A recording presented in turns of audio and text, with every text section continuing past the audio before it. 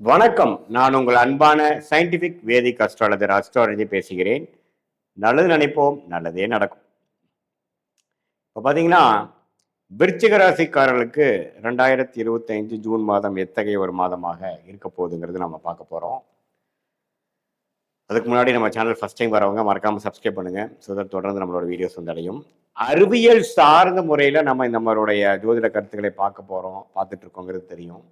Scientific வேதிக் astrology முறையில் எந்த விதத்திலும் மிகைப்படுத்தாமல் மூட நம்பிக்கைக்குள்ள போகாமல் உள்ளது உள்ளவாறு நம்ம கிரகங்கள் நம்ம கர்ம வினை போன ஜென்மத்தில் செய்த பாவ புண்ணியங்களுக்கு தகுந்த மாதிரி நம்ம கர்மா எப்படி செயல்படுகிறது, அதுக்கு கிரகத்தின் சஞ்சாரங்கள் எப்படி உதவுது அப்படிங்கிறத நம்ம சயின்டிபிக் அடிப்படையில் பார்த்து கொண்டிருக்கிறோம். அந்த அடிப்படையில் விருச்சிக ராசிக்காரருக்கு ஜூன் 2025 எப்படி இருக்குன்னு பார்க்கும் பொழுது, ஆண்டு கிரகம் என்று சொல்லப்படுகிற குரு அஷ்டமத்திற்கு போகிறார். ஏன்னா ஆல்ரெடி பார்த்தீங்கன்னா ஜூன் மாதம் பிறக்கிறப்பவே குரு பயிற்சி ஆகிவிட்டது, ராகு கேது பயிற்சி ஆகிவிட்டது, சனி பயிற்சி முடிந்து விட்டது.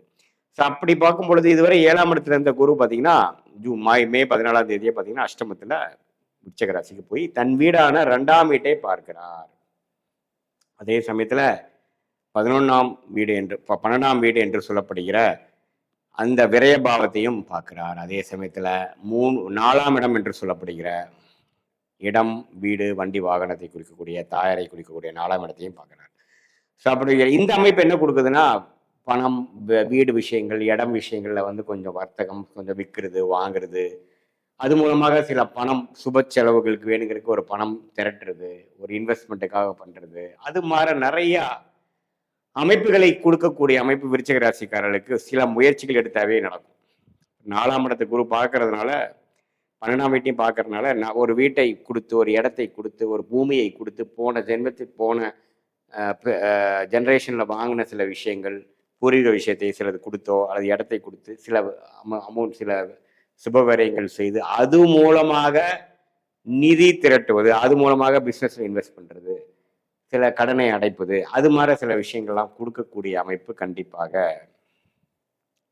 விருச்சிக ராசிக்காரர்களுக்கு உண்டு. அதே சமயத்தில் இதுவரை 4ஆம் இடத்துல சனி 5ஆம் இடத்துக்கு போய் 2ஆம் இடத்தை பார்க்குறார், 7ஆம் இடத்தை பார்க்குறார். ஸோ திருமணத்தில் இருக்கக்கூடியவங்க, பார்ட்னர்ஷிப், அது மாதிரி இருக்கிறவங்களுக்குலாம் சனி 3ஆம் பார்வையாக 7ஆம் இடத்தை பார்ப்பது, குழந்தைகள் விஷயத்துக்காக கொஞ்சம் மெனக்கெடுதல், அது மாதிரி விஷயங்கள்லாம் சனி 5ஆம் இடத்துக்கு கொடுக்கக்கூடிய அமைப்புகள் இருக்குது. அதே சமயத்தில் ராகு, இதுவரை ராகு 5ஆம் இடத்துலேருந்து ராகு 4ஆம் இடத்துக்கும், கேது 11ஆம் இடத்துலேருந்து கேது 10ஆம் இடத்துக்கும் போய் இந்த மாதிரி ராகு கேதுகள் எப்பவுமே 4-10க்கு வரும்பொழுது தொழில் விஷயங்கள், வேலை விஷயத்தில் அதிக மும்முரம், அதிக முயற்சி, புதிய புதிய சீர்திருத்தங்களை கொண்டு வருவது, புரட்சிகளை கொண்டு வருவது, சிலதை மூடுவது, சிலதை திறப்பது, அப்படிங்கிற மாதிரி பல மாற்றங்கள் தொழில் வேலை ரீதியாக கொடுக்கக்கூடிய அமைப்பு தான் இந்த ராகு கேது. குறிப்பாக ராகு திசை நடக்கிறவங்க, குரு திசை நடக்கக்கூடிய விருச்சிக ராசிக்காரங்க, கேது திசை நடக்கிற விருச்சிக ராசிக்காரர்கிட்ட நான் சொன்னதெல்லாம் நல்லாவே நடக்கும்.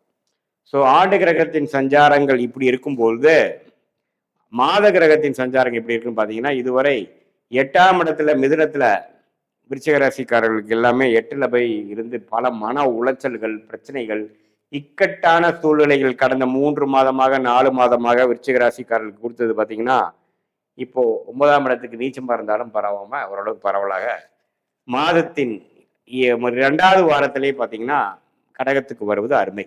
ஸோ அது ஒரு நல்ல ஒரு மனமாற்றம், ஒரு நல்ல ஒரு உத்வேகம், புத்துணர்ச்சியை கொடுக்கக்கூடியது. இதுவரை 8ஆம் இடத்துல பகை வீட்டில் இருக்கக்கூடிய அந்த செவ்வாய் இப்போ ஓரளவுக்கு நீச்சமானாலும் 9ஆம் இடத்துக்கு வருவது கொஞ்சம் நிம்மதி, கொஞ்சம் பெருமூச்சு பெறக்கூடிய, ஒரு நெகட்டிவிட்டியில் கொஞ்சம் கம்மியாகக்கூடிய ஒரு அற்புதமான ஒரு பயிற்சி விருச்சிக ராசிக்காரர்கள். ஏன்னா அவர் ராசி அதிபதியாக போகிறார் இல்லைங்களா. அதே சமயத்தில் ரிஷபத்தில் இருக்கக்கூடிய புதன் 8ஆம் இடத்துக்கு போய் ஆட்சி பலம் பெற்று குருவோட சேர்ந்து சூரியனோட சேர்றாரு.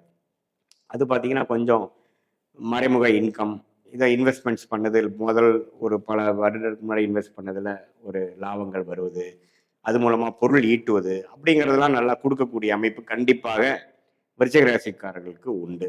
அதே சமயத்தில் சூரியன் மாதத்தின் 3வது வாரம் பார்த்தீங்கன்னா 7ஆம் இடத்துல இருந்த சூரியன் 8ஆம் இடத்துக்கு போடுவது, இது மறைமுக இன்கம், பிஸ்னஸில் இன்கம் வராமல் மறைமுகமாக ஏதோ ஒரு காரியம் இன்வெஸ்ட்மெண்ட் மேலே பண்ணதை விற்பதனாலேயோ ஒரு ஒரு கூட்டு தொழில் மூலமா வருவதனாலயோ ஒரு டாப் அப் லோன்ல வர மாதிரியோ சில விஷயங்கள்னால நிதி பணப்புழக்காட்டங்கள் கொஞ்சம் அதிகமாக வரக்கூடிய அமைப்புகள் கட்டாயம் உண்டு.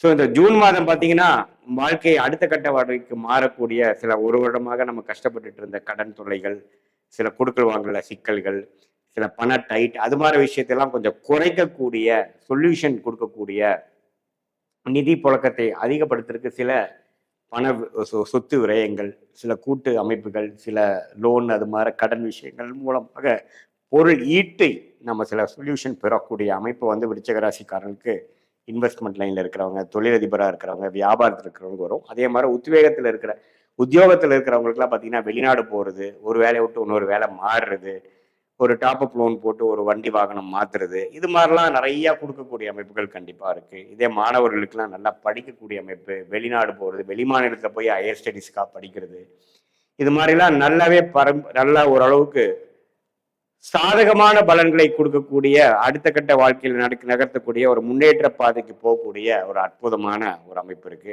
அதே சமயத்துல குழந்தை செல்வத்தை எதிர்பார்க்கிறவங்க என்னதான் குரு அஷ்டமத்தில் போனாலும் ஓரளவுக்கு ஒரு ஒரு ஆப்ரேஷன் மூலமாகவோ ஒரு சர்ஜரி மூலமாகவோ ஒரு ட்ரீட்மெண்ட் மூலமாகவோ பெறக்கூடிய அமைப்புகள் கட்டாயம் உண்டு.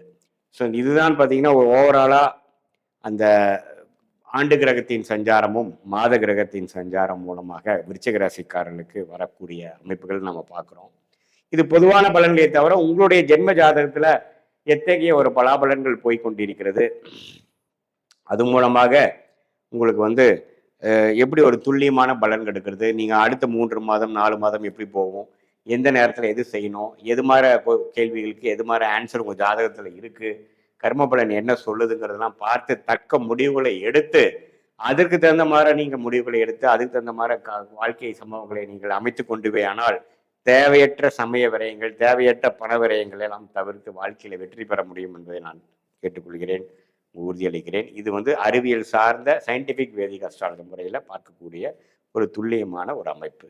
நான் இப்போ சொன்னது பார்த்தீங்கன்னா ஒரு பொதுவான அமைப்பு வந்து விருச்சிக ராசிக்கு இருக்குதுங்கிறது நீங்கள் தெரிஞ்சுக்கணும்.